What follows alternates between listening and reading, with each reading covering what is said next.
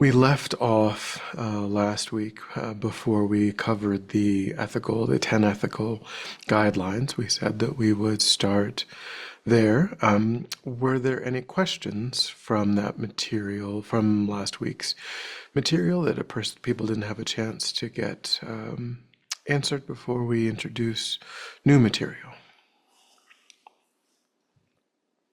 All right. So we're going to, as I say, go through these 10 ethical guidelines. We've covered a few of them already. They've come up before, and so the ones that have come up before we won't really spend much time on because they've come up before. But the new ones we will go into some more detail on.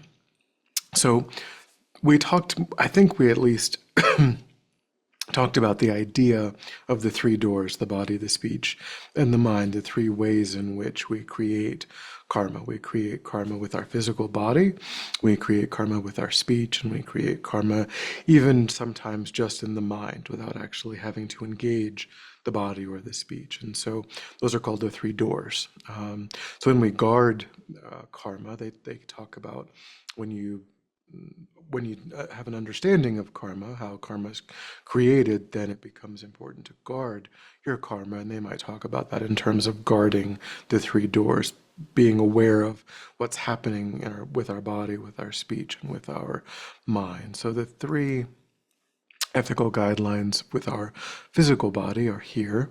Do not kill, do not steal, and do not commit sexual misconduct. These are the three that we have talked about. They were part of the five refuge vows.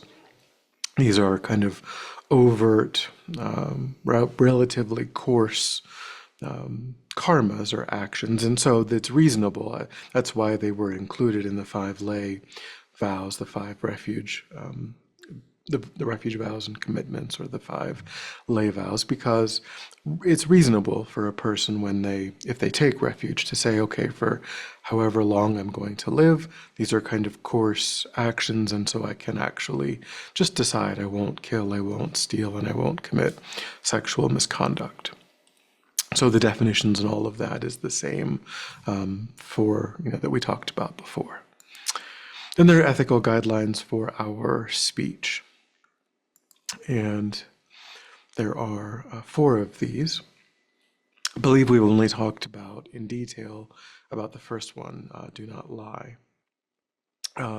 Divisive speech, harsh speech, and idle speech we haven't really, I don't think, talked much about. And again, do not lie, that's relatively coarse because we have to know that something is false, and we have to be trying to intentionally deceive someone else. And so that's why we've talked about that one. Is relatively easy as an ethical consideration to avoid being deceptive intentionally.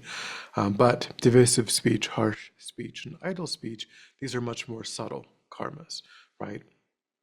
Much more difficult to constrain ourselves, which is why they're on this list and they're not on the list of the five lay vows, because I think we use the analogy of, well, it would be unreasonable if we said, well, okay, for the next 50 years, I won't raise my voice in anger, or I won't, try to be divisive, or so divisive speech. So we have to define what is meant in the Buddhist context for these three new actions. So when we engage in divisive speech, what we're saying is that we are trying to turn people against each other. We're trying to look at two or more people who have a relatively harmonious relationship. They get along, maybe they're friends or whatnot. They're generally agreeable to one another. And then we talk badly about one person to the other person, maybe because we want to get that person on our side. Maybe we don't like that person and we want this other person who's their friend to also not like them. That's pretty common, right? We try to get people on our side, to get them against someone else, or we think that they're a bad person. We think that, and here we may not necessarily even be we may not even be telling someone something that's untrue. We may be exposing what we think are their faults or what we know about them that we think is true. But if our motivation, and here again, this is where, of course, with all of these, motivation is important. We talked about how all of these quote unquote negative actions are negative because the Buddha's observation was that it's very difficult to engage in these with a virtuous motivation. Typically, we do these things for very self-centered reasons. But if it's true that we're trying to really protect someone, from being harmed, we think that there's a high likelihood that they will be harmed, and we're trying to warn them, then that's not divisive speech. But if we just don't like someone and we want that person to experience harm from someone else who they do get along with, really just because we aren't friends with them or we dislike them or we hold a grudge against them. Maybe they're really nice to this other person, but they were not nice to us. Maybe they were really cruel to us, or we feel like they acted against our interests, but they get along really well with this other person that person sees things in the same way that they do, and so they have things in common. They enjoy being around that person. But because we feel harmed, we want that person to be harmed. So we try to turn that other person against them. That would be an example of this kind of speech that we're meant to really, it is a negative way of relating because our goal is to cause that person harm. We feel like they harmed me, I'd like to harm them back, and I'm going to do that by turning other people against them, causing disharmony in their relationship. And then we have idle speech. Idle speech, in one way, is presented as the lightest of really all of the non-virtues, all of these ethical, guidelines, in the sense that it doesn't really cause that much harm or chaos or pain to other people. The definition, it has different layers to it. One way of talking, the strictest way of talking about it, is to just kind of just talk about things that are unimportant, to just kind of go on and on and on about things that don't really matter, to kind of waste people's time by engaging in a lot of meaningless chatter. A more, to some degree, malicious way about talking about this would be gossip, talking about, like, oh, can you believe that this person said this or this person did this? That would be a little bit more malicious than just engaging people in a lot of talk about, popular culture or the movies or, different sort of celebrity gossip or so there's different levels, but anything that's kind of meaningless speech is idle speech. So in the sense that no one's, for the most part, nobody really is harmed when we're just sort of going on and on about movies that we like or things that are happening and of course, it's true that we can't avoid idle speech completely, right? We do have to make small talk with people. We do have to, but if our goal is to sort of put them at ease, to kind of get to know them, to kind of be friendly or to be engaging, then that's okay. We do have to engage in some idle speech here and there because, you can't, not every sentence that comes out of your mouth 18 hours a day can be about really important, spiritual matters or, deep philosophical topics, trying to help them, deal with but the idea is that we want to be cognizant of how much time we spend in idle speech.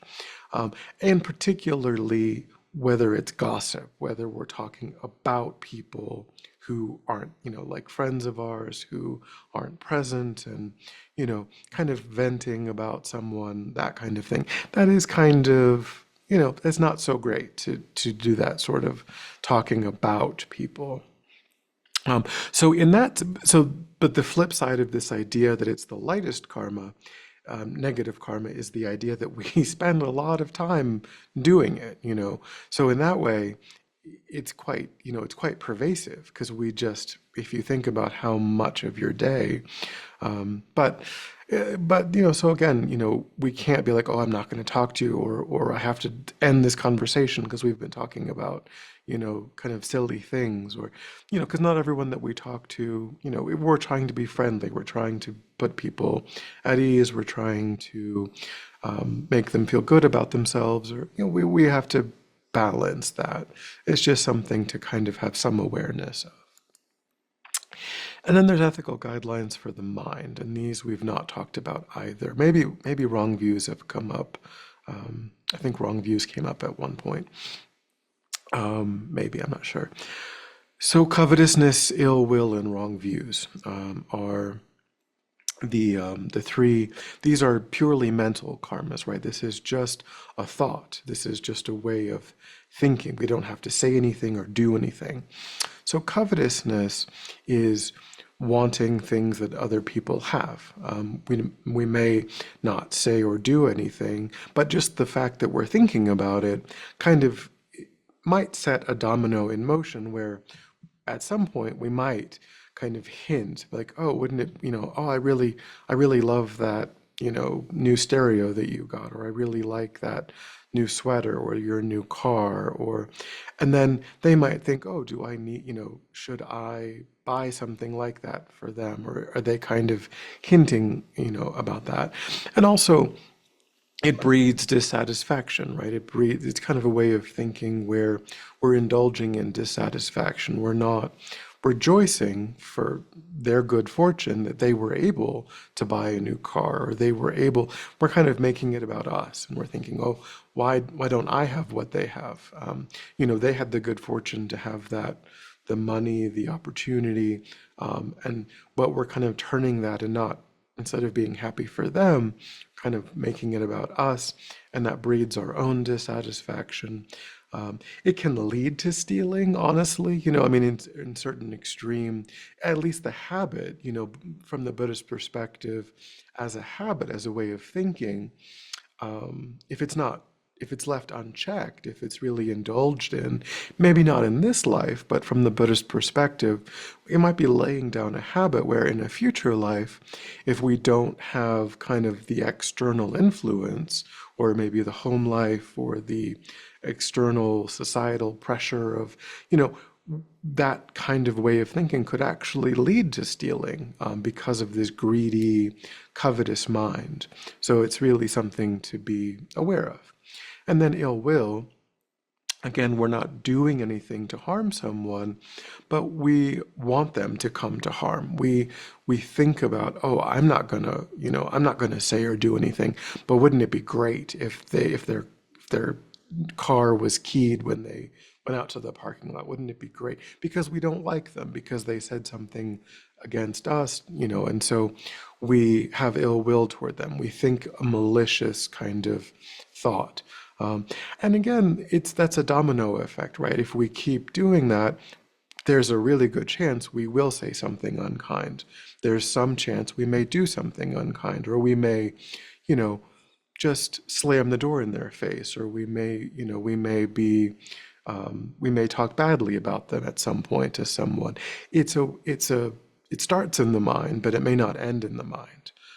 So it's something to try to be aware of and to counteract when we have these negative thoughts toward other people that we feel like have harmed us or have harmed our loved ones.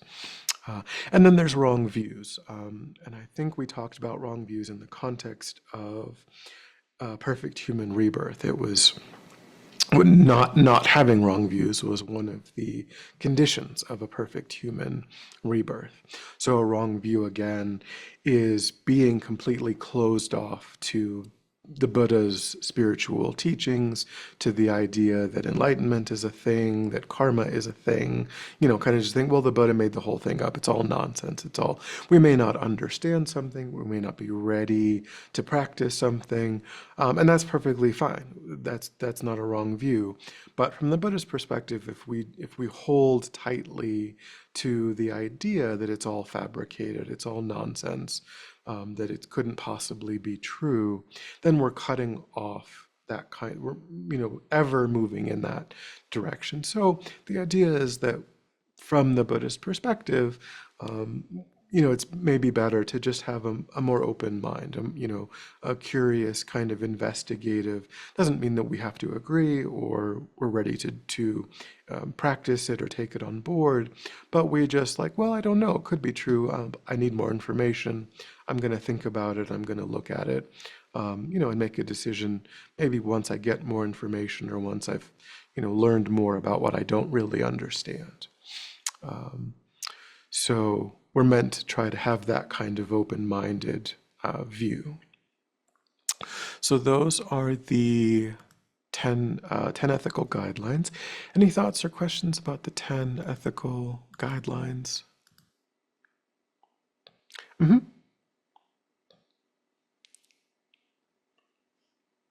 So, how is it that you would like tell someone that they're doing something that's harming you or bothering you, or express like a negative, uh, something negative?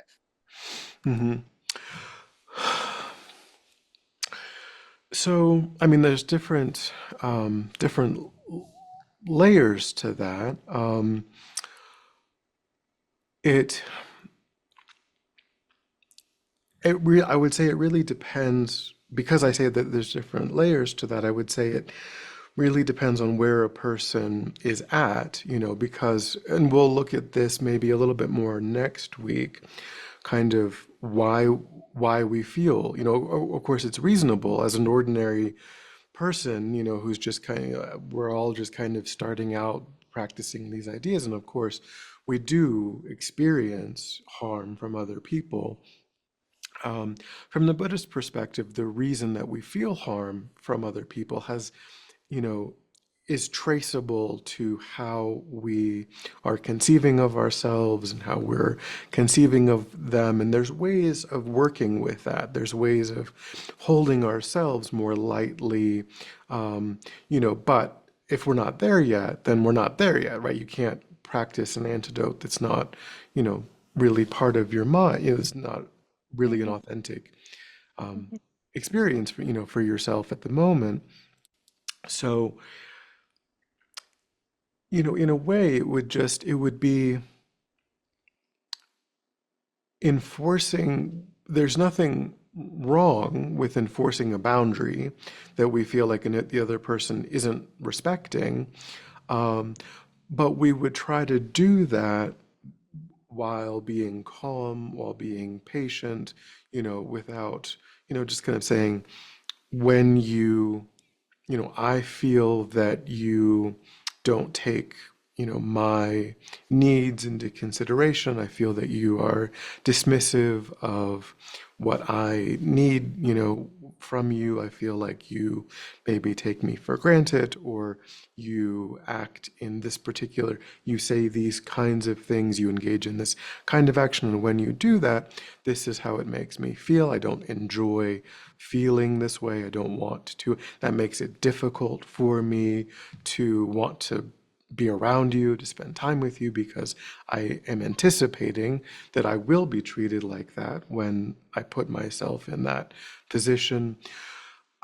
So kind of putting your cards on the table you know, in a in, in a way where you're not lashing out at them, you're not hoping that some terrible thing happens to them. You're just expressing, this is where I'm coming from. This is where I feel like there's tension or there's things that are not going well.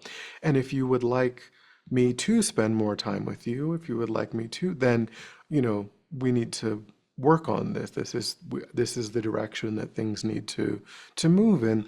And if they're not able, they may not be able to do that. And then you have to decide if you're going to pull back, if you're going to, enforce that boundary by choosing not to put yourself in their orbit because their own mind, they themselves are habituated to certain ways of treating people, or they themselves are dealing with anger or these, and they're struggling with that, and you're struggling with being on the receiving end of that. So you may need to make a decision about, what you're willing to experience or not willing to experience. And that's all perfectly valid. That's all perfectly reasonable. It's just that you do that without any malice. You do that without any, ill will, because you realize that, you yourself also, we all deal with anger. We all deal with, we all have trouble with various things, and they're dealing with that too, and maybe they're dealing with it in a more extreme way than you are, or most people that you know, and you're just really having a hard time with what they're struggling with. So you kind of try to see them in a way compassionately, recognizing that, it's really like when I'm angry, I suffer. And so they're suffering too because they're angry, or they are short-sighted, or so how terrible it is that we're all dealing with these things to various degrees. So you try to have a sort of compassionate attitude as best you can.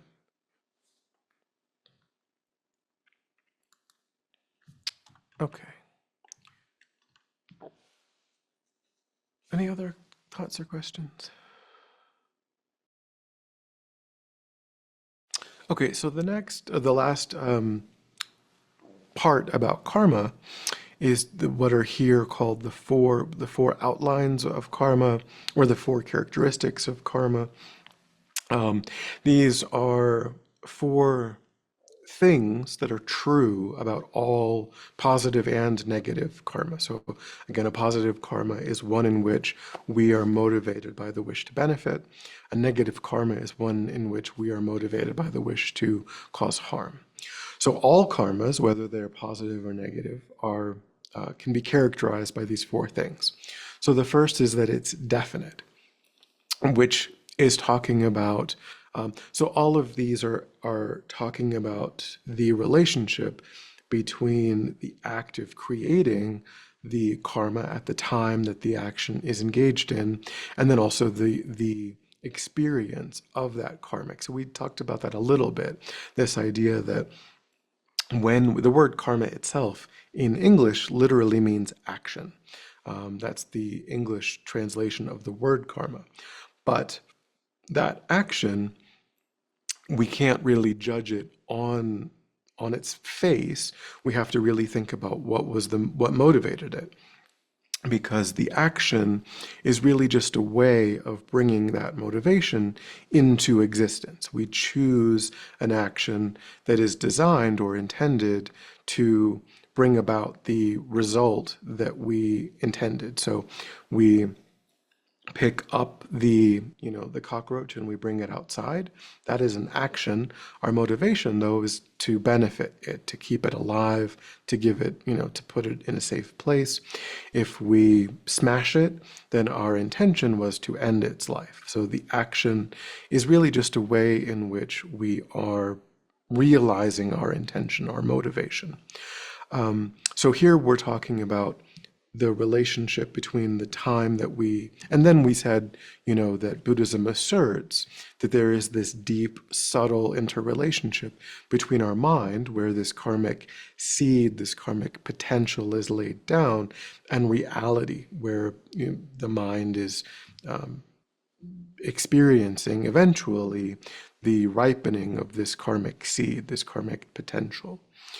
So every time a positive or negative karmic seed is laid down through this action that was motivated in a particular way, the ripening result of that karma is said to be definite, meaning that it may remain in the mind for a very, very long period of time, but at some point in the future, the causes and the conditions will come together for that experience to ripen, to be part of our experience. And when that happens, that ripening result is similar to the cause. It's similar to, so what that means is that if when we engaged in the action, if our motivation was negative, then the result will also be kind of a suffering result. Uh, if the action was positive, then the ripening result will be positive. That is, from the Buddhist perspective, an immutable kind of facet of reality. You can never lay down a karmic seed that was motivated by the wish to benefit and have that ripen in the future as a painful experience. Nor can you ever lay down a negative karmic seed and have that ripen as a positive experience. And then the third characteristic is that it is individual, which means that every karmic ripening that we experience was laid down in the mind that is associated with this physical form in this lifetime. So the laying down of that karmic seed almost certainly happened in a previous lifetime. But the mind that is associated with this form is the same continuity of consciousness that at that point just happened to have been associated with that form. So in this lifetime, as we've said before, in the womb, our body was being generated, was being created, and our mind, this mind, associated with that form at that time. And that association has continued because we're still alive from that time until now. So that this body and that mind came together, and that union has remained and will remain until we die. At the moment of death, this mind will separate from this physical form, and then this mind will associate with a different form, or unless enlightenment is achieved in this life or it's achieved in the intermediate state, then and that won't happen. But if we don't achieve enlightenment, then that will happen. We have a continuity of mind. So if I create a karma, then you can't experience the ripening result of that karma. If you create a karma, I can't experience the ripening result of that karma. So we have one mind that has this beginningless and endless continuity of moments that are experienced in a variety of individual life times on the basis of a variety of individual forms. But it's one continuity of mind, and the ripening result of karma is part of that single continuity.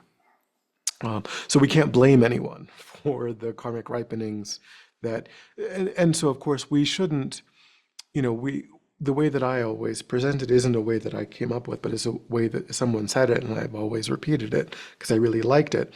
We don't have to think of the ripening of karma as our fault, but we do have to think of it as our responsibility, right? This karmic seed did happen in the past, and who knows what causes and conditions existed at that time. We don't remember it. It's really unfortunate, perhaps, that that's true, but it is now we have inherited this mind, right? This is our mind. It's not our neighbor's mind. It's not our, best friend's mind. It's our mind, and so we've now inherited it, and it's now our responsibility to avoid non-virtue, to engage in virtue, because that's what's happening. That is the mind that it's the only mind we have, right? And so whatever did happen, did happen. So unfortunately, we're stuck with it. If it was negative, and it's still there, that's unfortunate. But we're the ones that do unfortunately have to deal with that. And then the fourth is that karma expands over time. So With respect to a positive karma, this is a good thing, right? We can engage in a relatively small virtuous action, and then the ripening result of that can be outsized as compared to what you might consider the original action to have been. With a negative karma, this isn't great.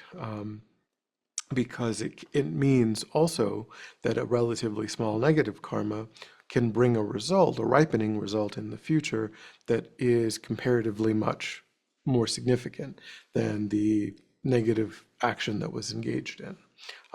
Karma just naturally grows over time.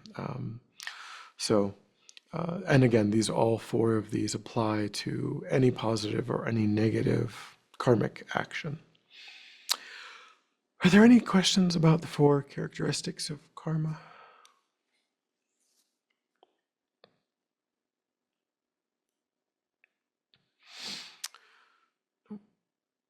It's okay. Okay, so that actually concludes the small scope. So we've talked about perfect human rebirth. We've talked about death and impermanence. We've talked about karma. And those are the things that we need to focus on in order to, if we just want to get good future rebirth, that's kind of what we need. And we talked about properly relating to the spiritual guide and all of that. So those are kind of the contemplations that we need to focus on if our goal is just good future rebirths. So now, but we're going to start looking at the middle scope of the lamrim, which is with this next verse.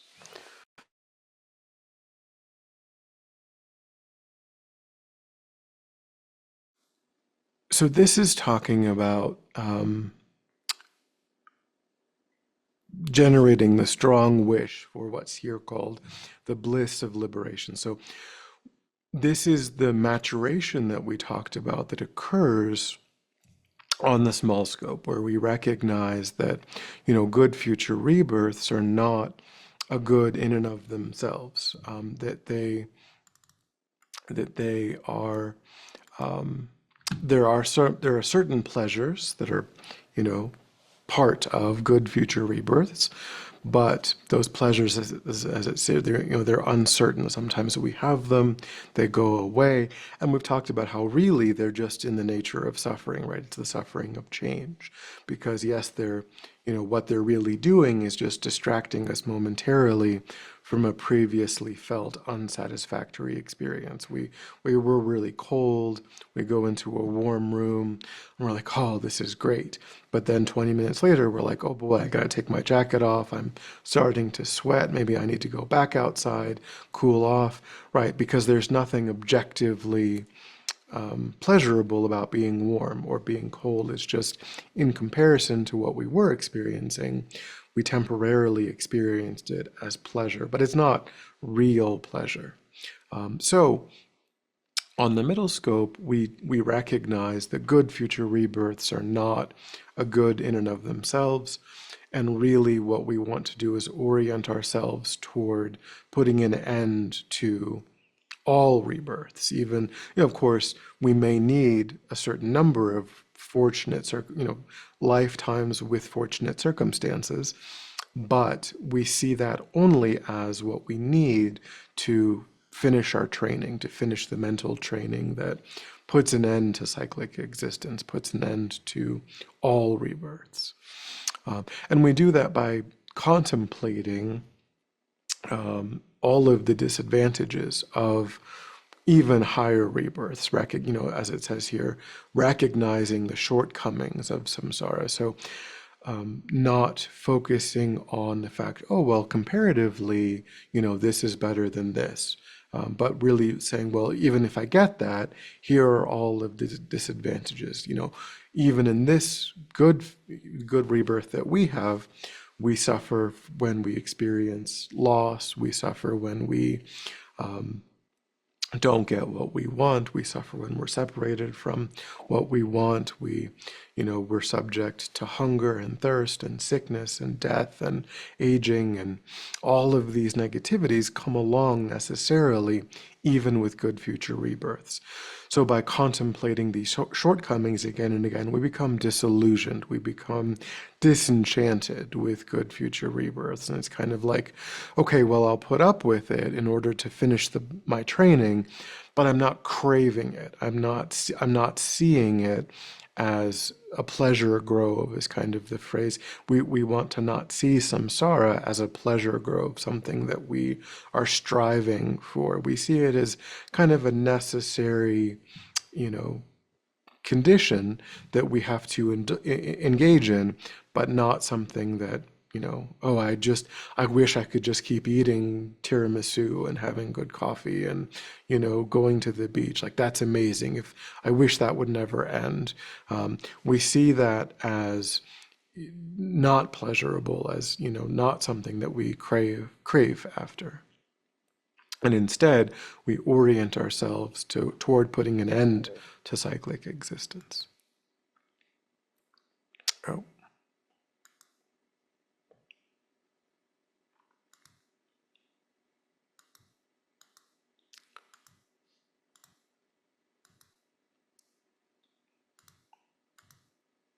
okay. So, and it says here, led by this pure thought, again, the pure thought of, you know, the generating the bliss of liberation, mindfulness, alertness, and great caution arise. So here we're focusing on our ethical teachings, our ethical guidelines, guarding our karma, making sure that we, you know, don't engage in negativity, don't engage in harmful actions. Okay, so that is really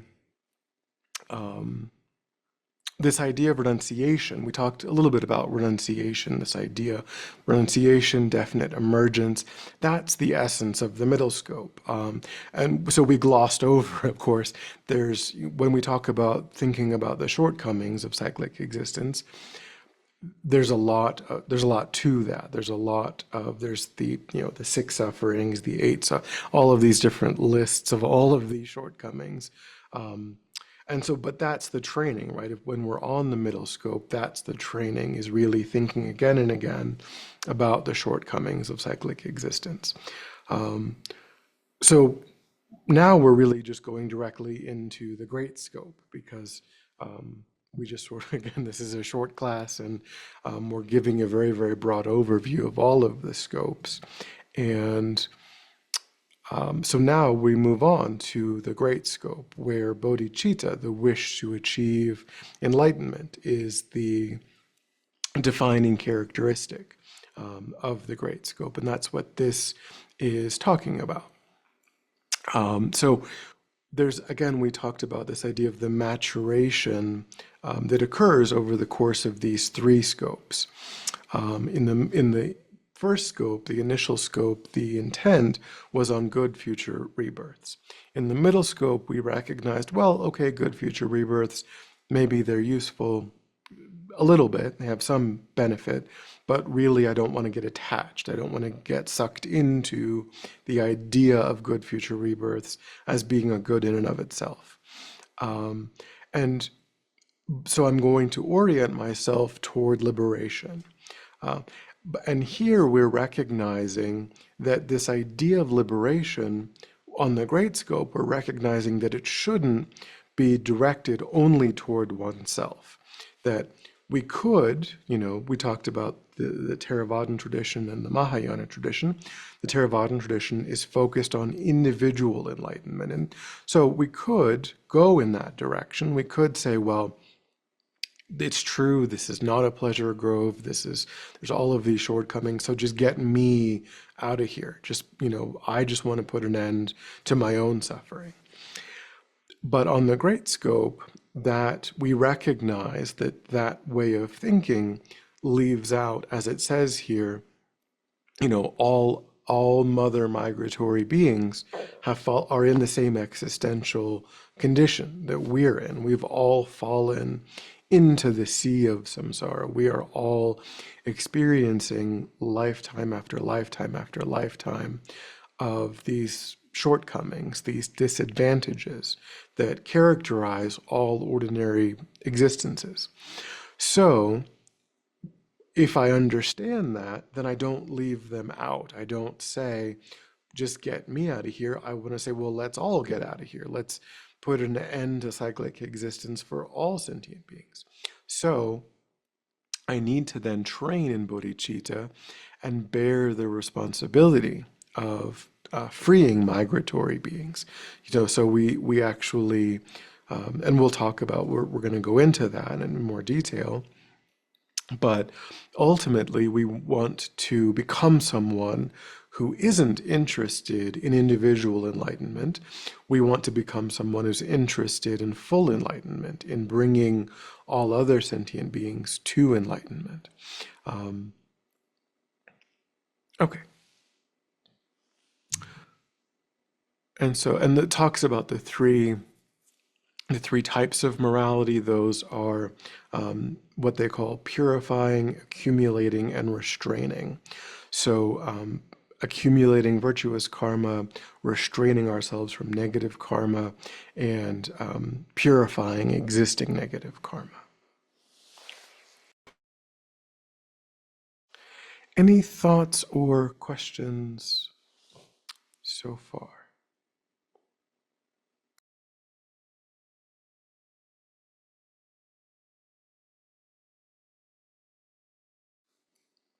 Okay. So if we're going to develop bodhicitta, the wish to achieve enlightenment for the benefit of all sentient beings, there's kind of a precursor to that, which is this idea of equanimity. Equanimity is on the great scope, but it is a state of mind that we have to realize before we can actually generate bodhicitta. We have to generate equanimity in the mind. And equanimity is equalizing the way that we relate to others, right? Because right now, as people who, just aspire even to the small scope, right, we are stuck with organizing everyone that we meet into friend, enemy, and stranger. Right, these three categories that we put people in. If people are nice to us, we think of them as our friends. If they're mean to us, we think of them as enemies. And if they haven't had the opportunity to be nice or to be mean, we think of them as strangers.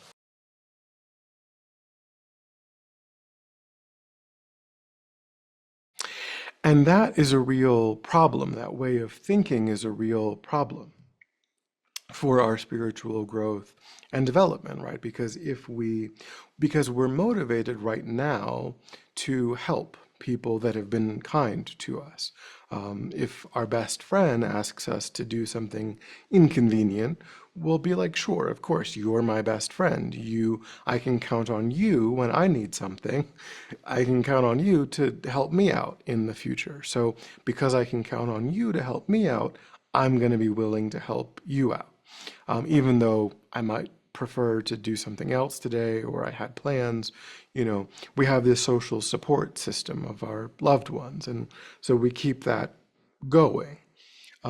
If if a stranger asked us to help them move on a Saturday, we'd be like, what are you talking about? I don't know you. I'm not gonna carry heavy boxes. I'm not gonna, you know, carry your furniture or, no way.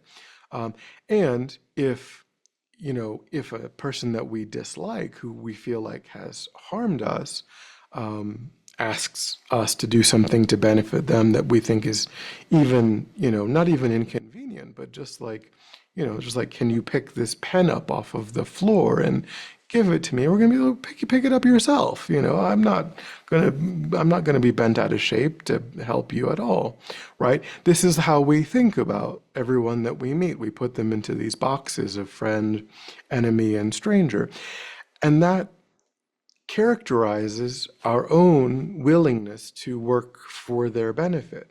But bodhicitta is the wish to achieve enlightenment for the benefit of every sentient being without any exception.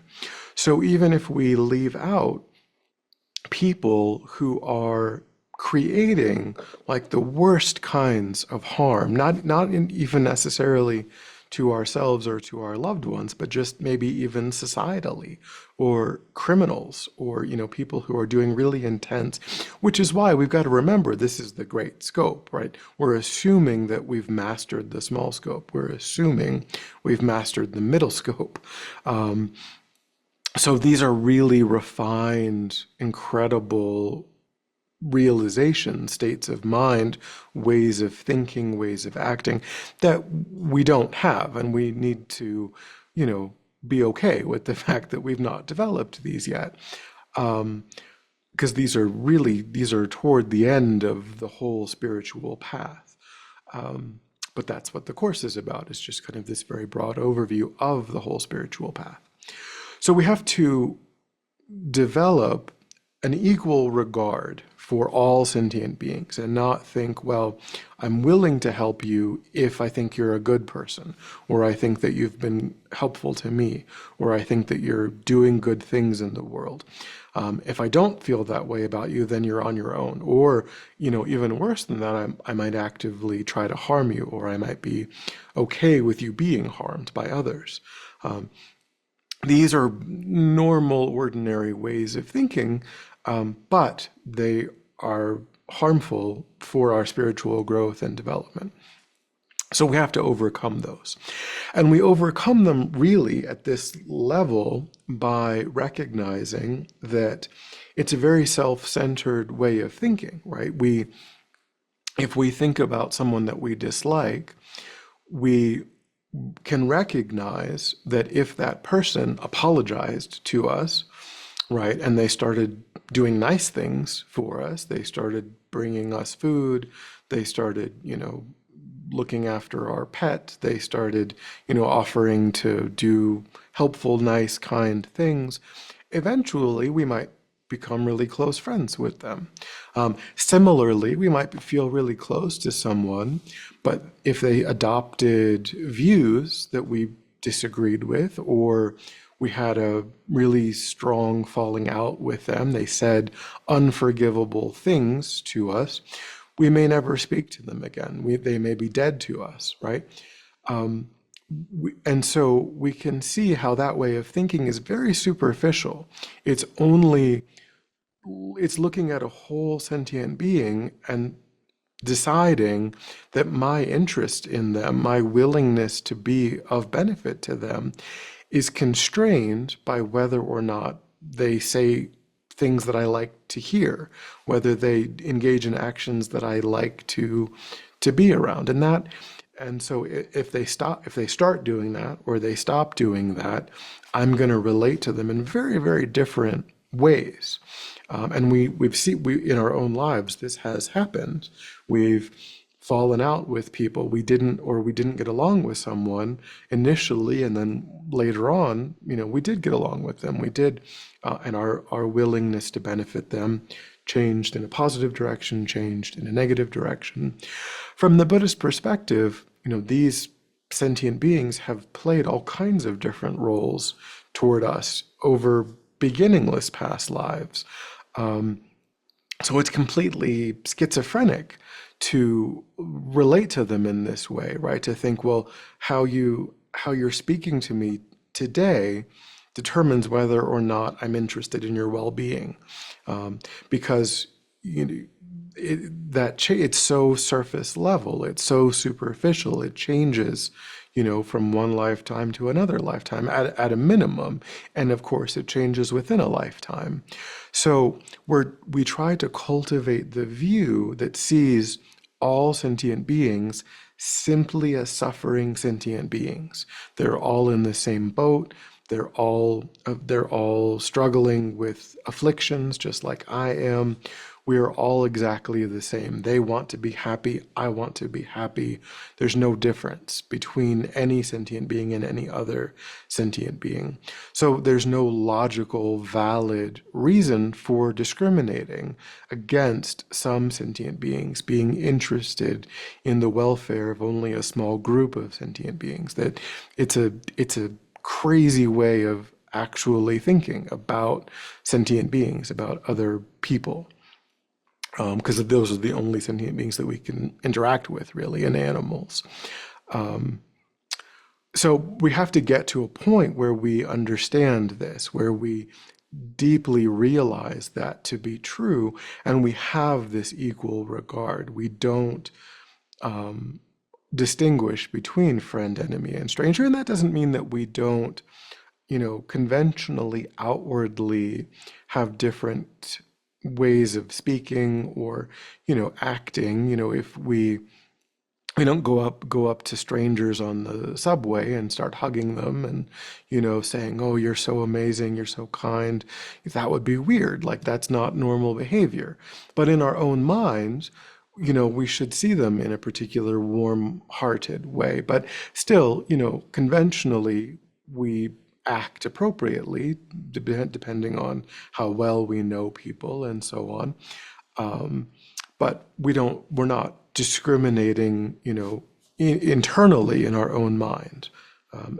When we get to this very advanced way of, relating to people. Okay.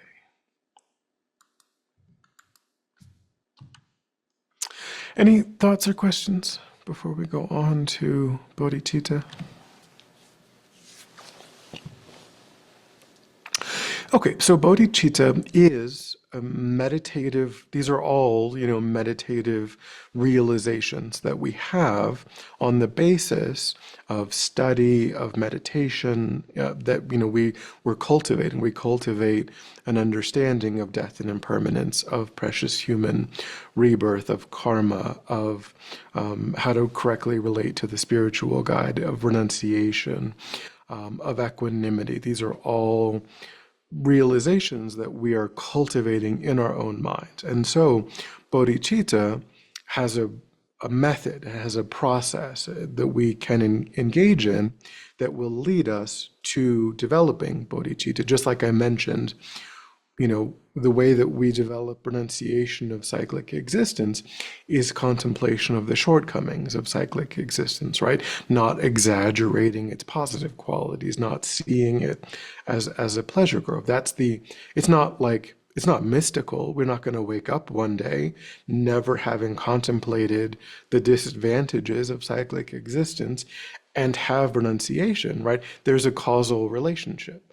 If we want to guard our karma, we're not going to just magically wake up one day and start guarding our karma unless we contemplate why we shouldn't kill, why we shouldn't lie, why we shouldn't steal, why we shouldn't engage in sexual misconduct or speak harshly or speak divisively or engage in idle speech, right?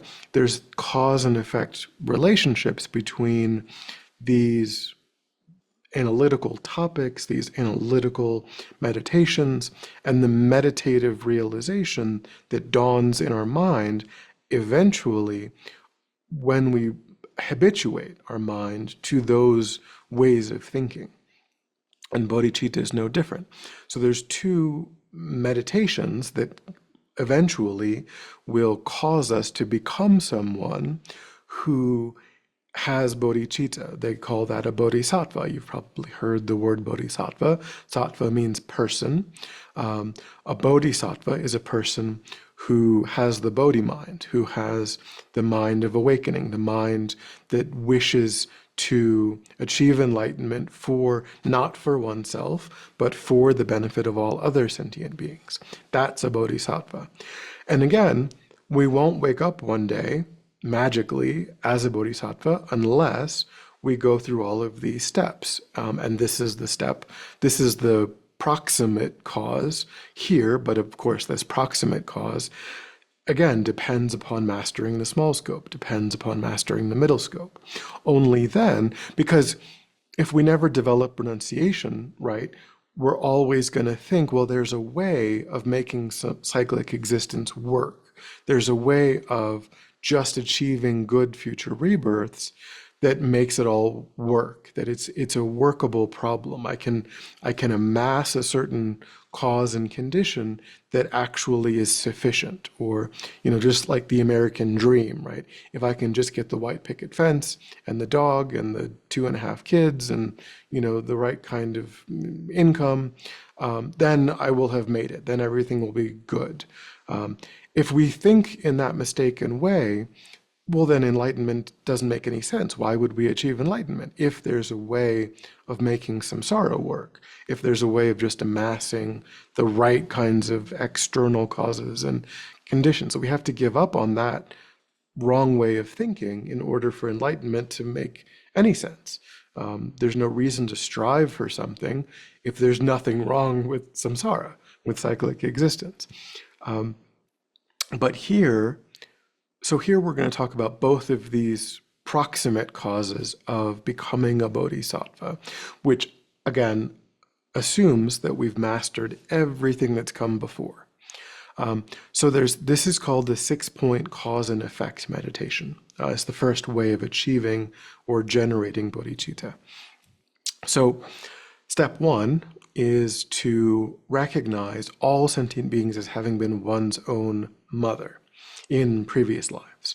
So again, here we think about this idea, and again, this is understood as really just being kind of a mathematically true statement, because our minds are beginningless and endless, and the number of sentient beings that exist is incredibly vast, but it's presented as something less than not truly infinite.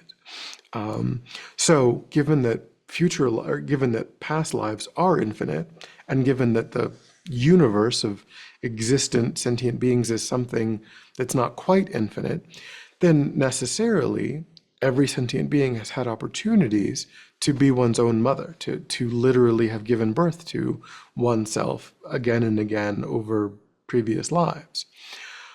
That's just considered to be mathematically, a factually true statement. And by contemplating how the mind is beginningless and endless, you could see the truth, the logic of that statement. And then you have to recognize that all sentient beings, when they had that role, they were kind to you. They showed you kind of the ordinary kindness that mothers show to their offspring. They carried you in their womb, they fed you from their body, they protected you, from extreme forms of harm. They did their best to provide education and to provide safety and security, within just kind of, this isn't talking about like extreme, but just the normal kinds of kindness that parents show to their children. So you contemplate those sorts of normal, ordinary kindnesses, and you recognize that mathematically every single sentient being has done that for us again and again over beginningless past lives.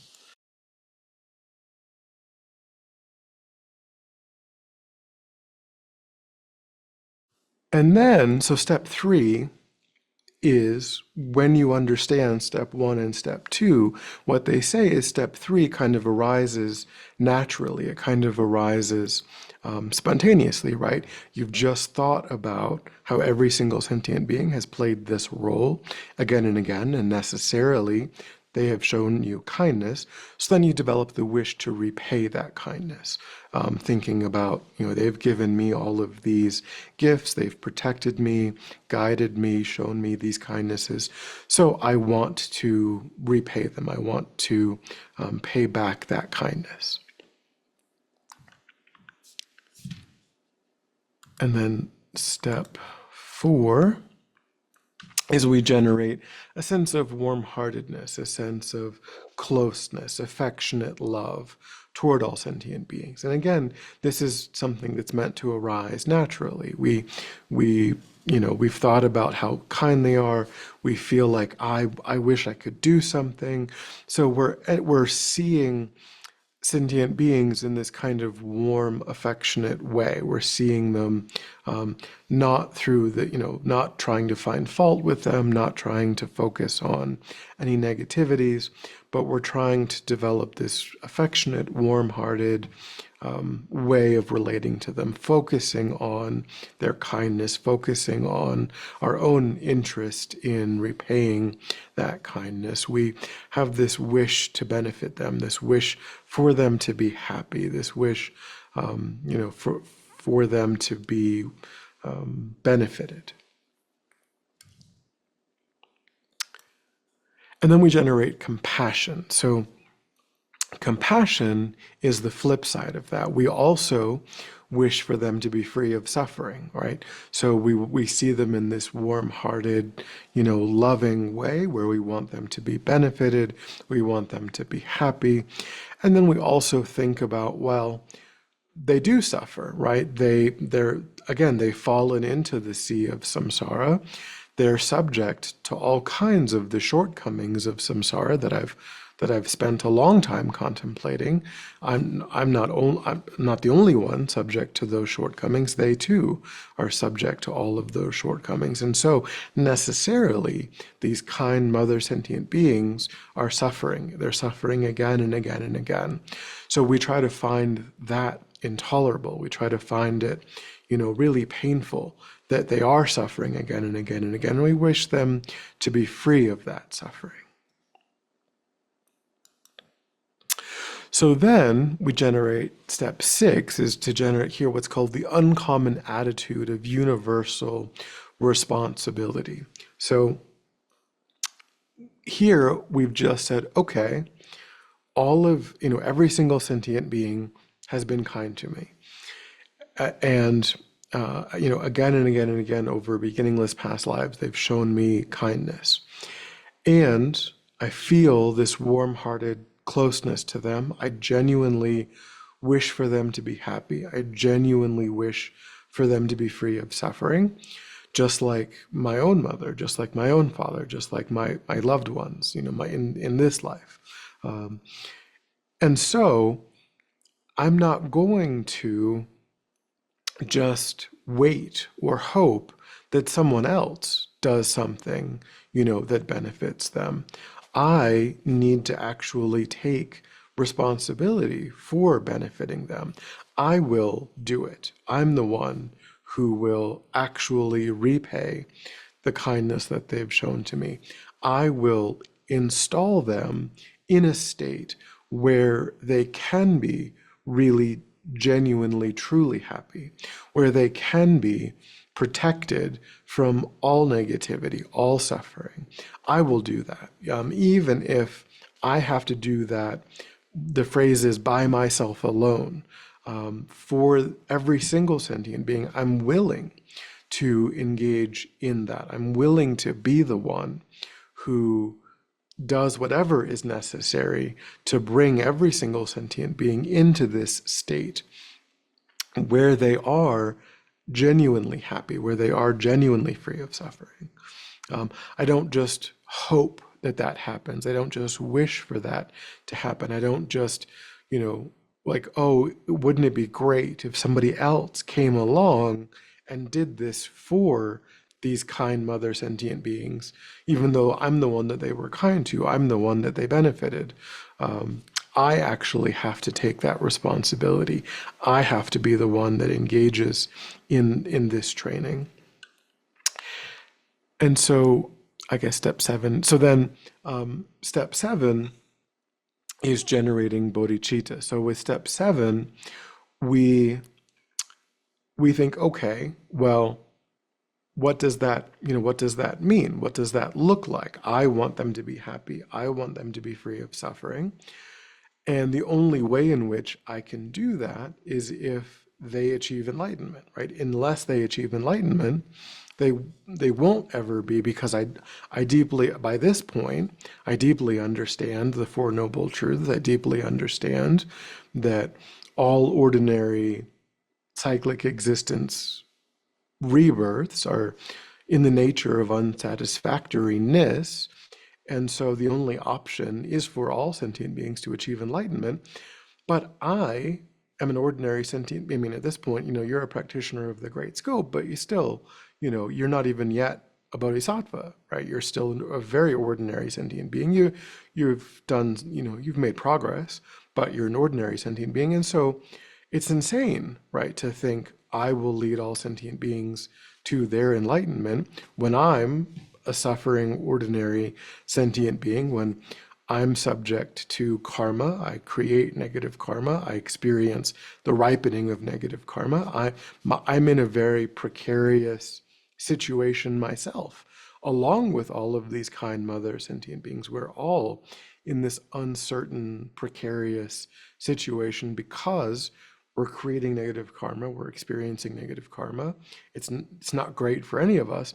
So actually, I can only make good on my own promise to sentient beings that I just made with the uncommon attitude of universal responsibility. I just kind of promised all sentient beings, I will lead you to a state beyond suffering, a state in which you are happy. But unless I myself am enlightened, I have no hope of actually making good on that promise. It's crazy to think. It's like saying, I will free everyone from heart disease when I don't know anything about how to, reverse heart disease in people. And I don't know anything about, I haven't learned about the heart. I haven't learned about what causes heart disease. I haven't learned about what treats heart disease. I can aspire to that, but it's a silly thing to say until I become someone who can actualize that promise. So now, when you develop bodhicitta, now you're actually someone whose every action of body, speech, and mind is only directed toward doing whatever you have to do to achieve your own enlightenment, so that you can use your enlightenment to bring about the enlightenment of every other single sentient being that exists. So you devote yourself entirely to that one goal. And whatever you have to do, whatever hardships you have to endure, whatever training is necessary, you will do that. You will undergo those hardships in order to make good on your promise. So we have to become Buddha in order to have any hope of leading sentient beings to their enlightenment. Otherwise, we have no capacity. We don't have the knowledge, the skills, the ability to actually do that. So that's bodhicitta. That's the first way of becoming a bodhisattva, is engaging in this succession of contemplations that do lead a person to becoming a bodhisattva. Any thoughts or questions about the first method of achieving, generating bodhicitta?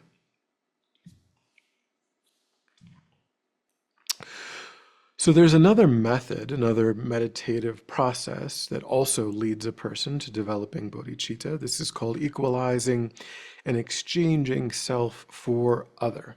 And here, this is sort of a shortening of the larger phrase,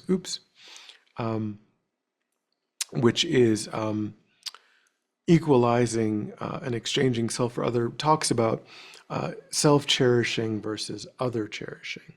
And so that's what we're really trying to overcome. We're trying to overcome, because when we say equalizing, this is different. When we talked about equanimity, right, we talked about equalizing friend, enemy, and stranger.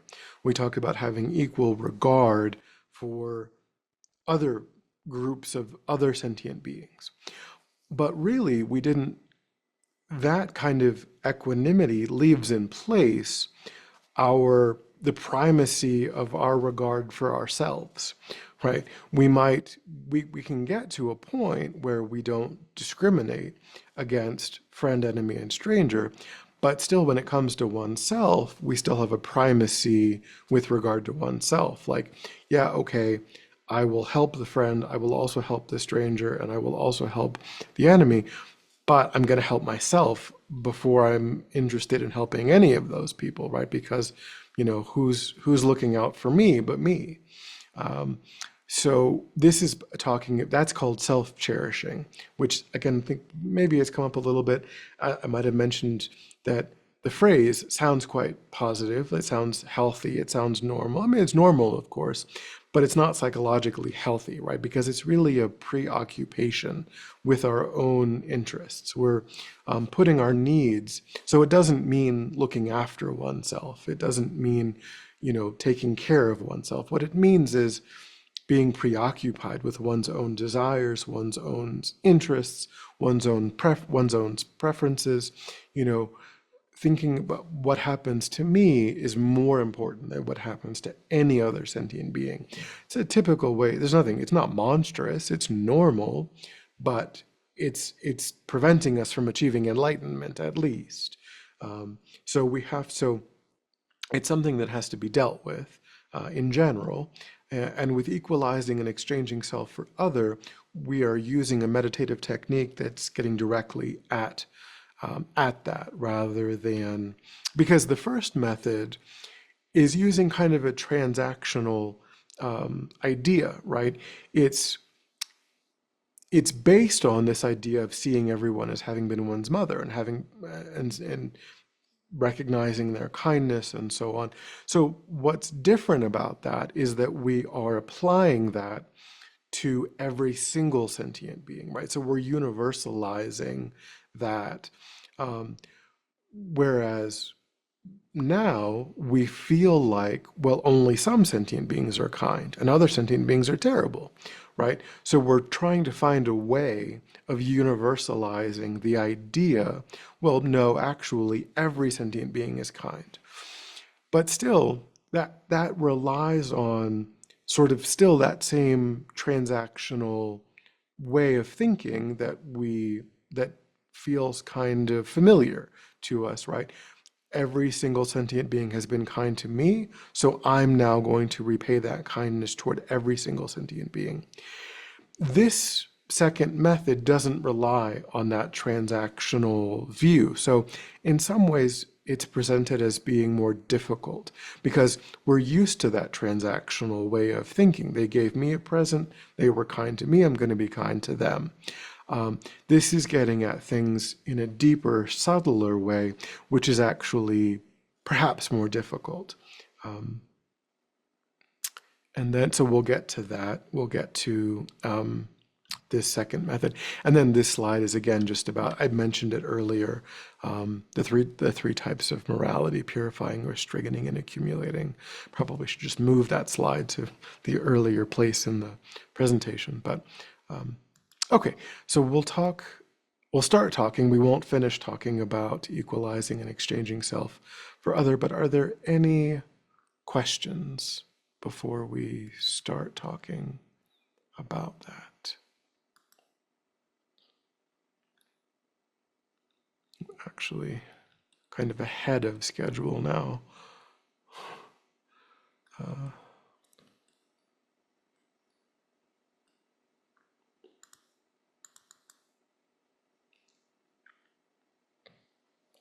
Oh, maybe I don't have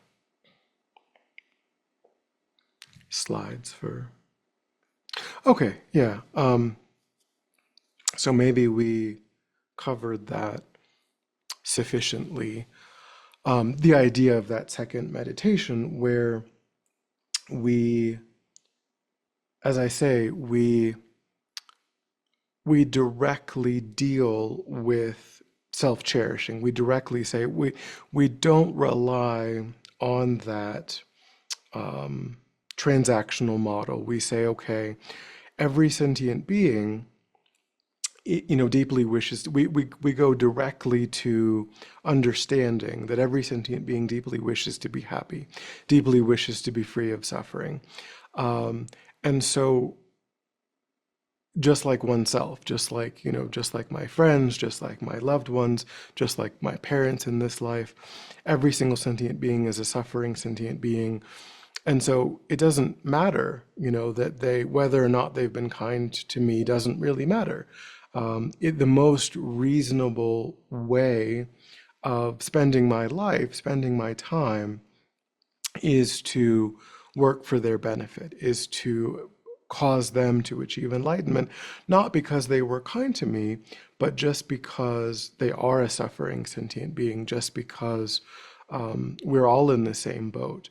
And this idea, just in the same way that we could see through friend, enemy, and stranger, by seeing it as surface level, by seeing it as not based in logic, not based in reason, not based on anything that makes any sense, we can also see how only looking after oneself and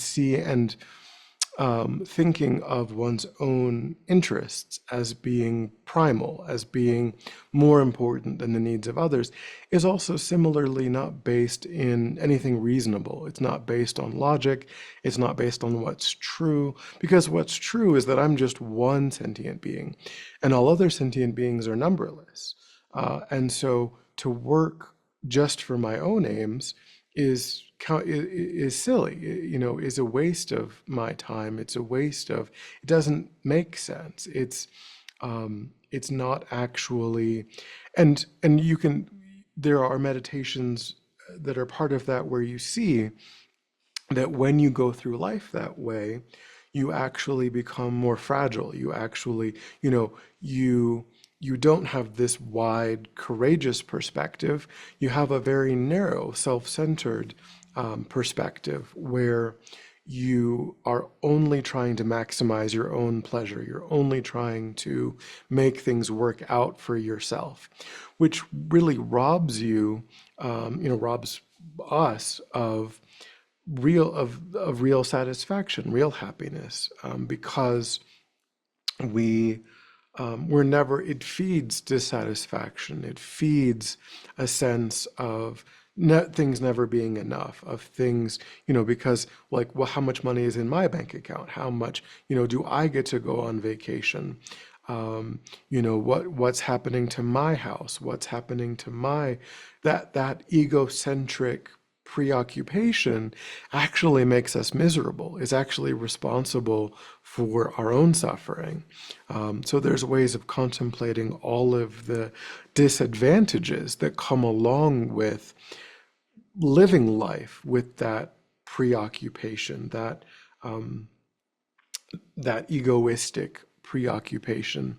And if we can, as it says, if we can exchange that self-cherishing for cherishing others and thinking, well, actually, because sentient beings are numberless, their needs are actually greater than mine, right? Just like if you were, a thousand starving people, their needs outweigh, my own accumulation of wealth, my own accumulation of just gluttony. And, if there was something I could do to benefit them, well, I should. They're a thousand and I'm just one.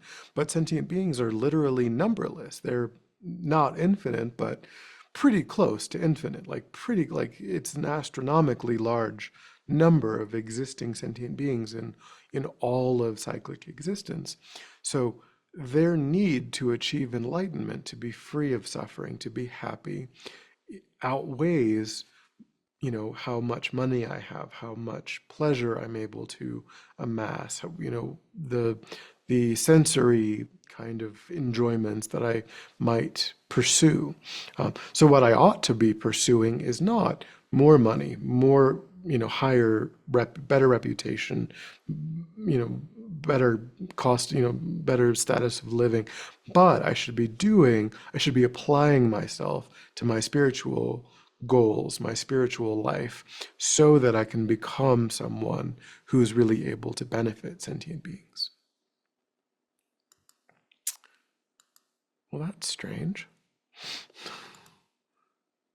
I don't know where that slide, I know where the one slide comes from. I don't know where the other slide is coming from.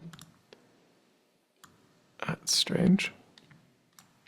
I will just pretend it's not there. I must have, I don't know. Okay, so these are the six perfections, which we'll talk a little bit about. So when a person becomes a bodhisattva, they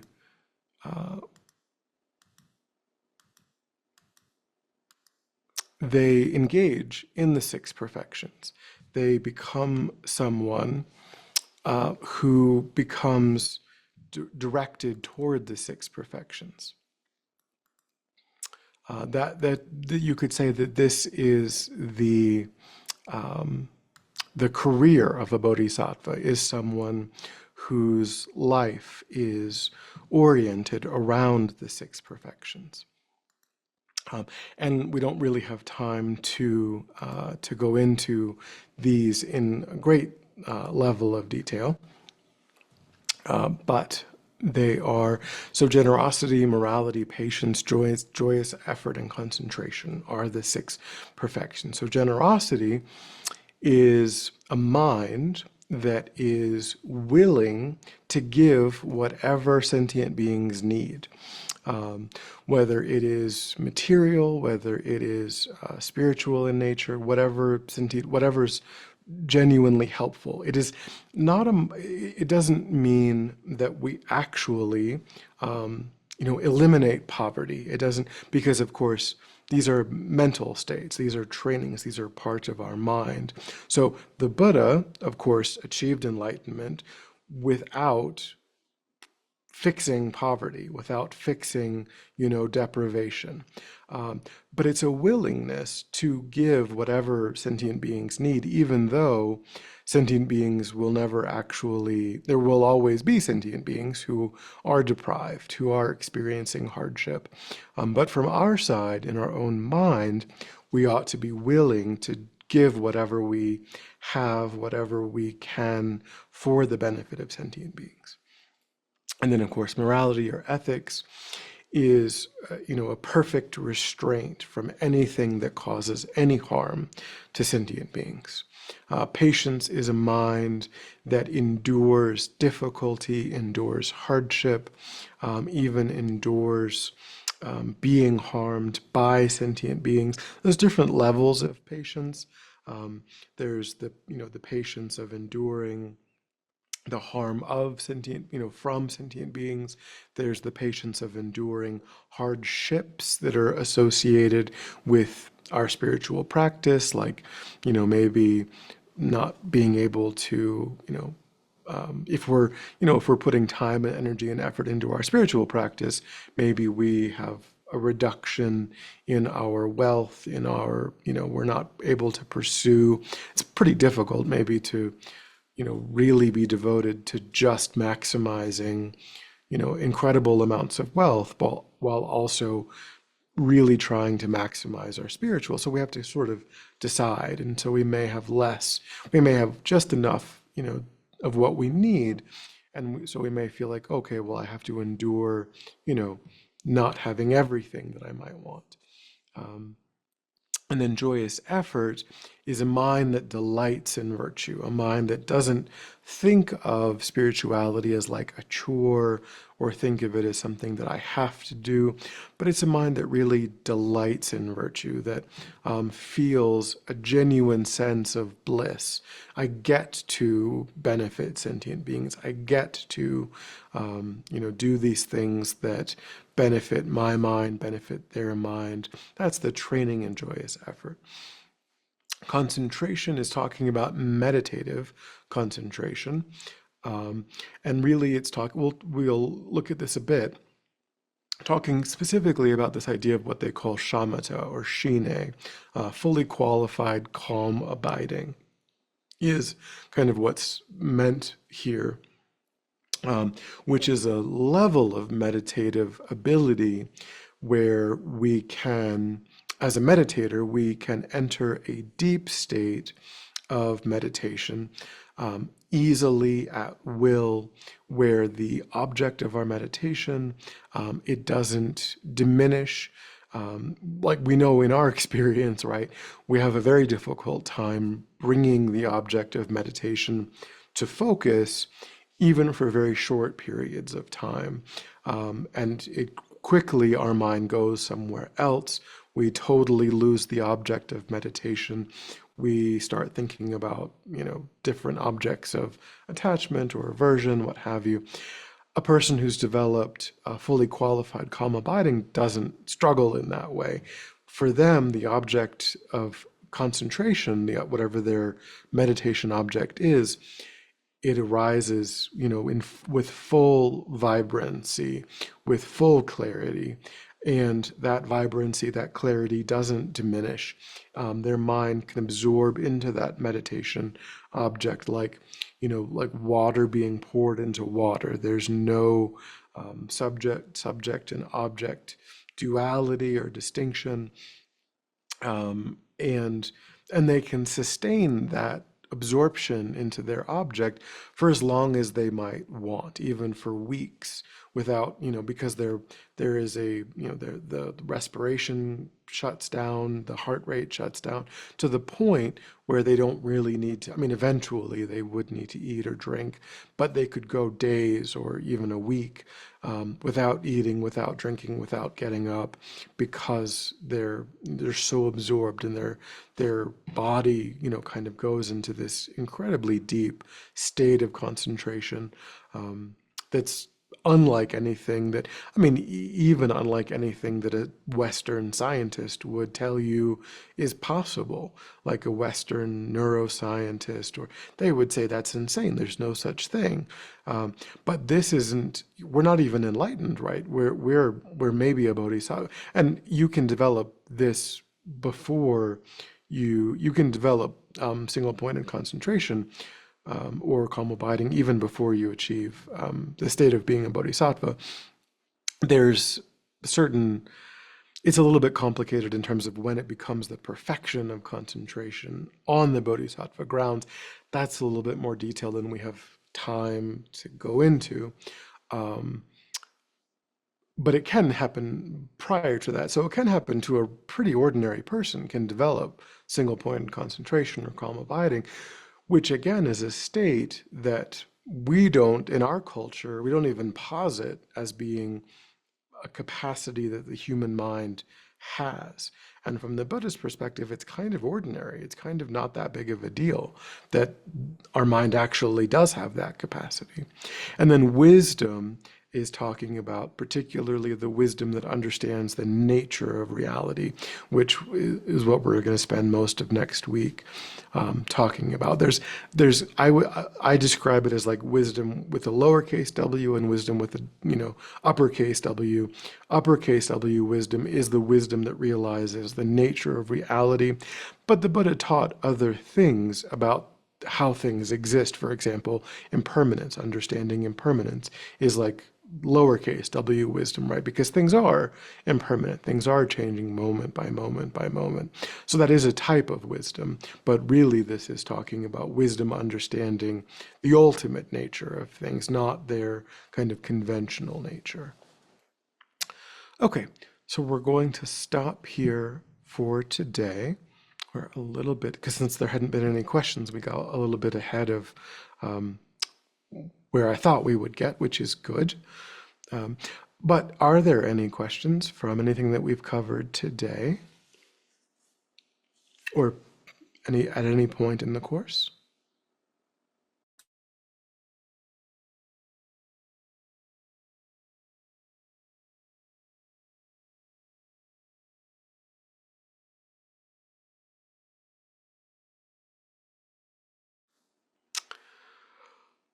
Seems like a no. All right, all right. So we will finish the course next week with, the fifth class, and where we will talk mainly about, as I say, this capital W wisdom, the wisdom that realizes the nature of reality is what we'll focus mainly on. A couple of other things, but all right. So we will meet again next week and finish up. Thank you. Venerable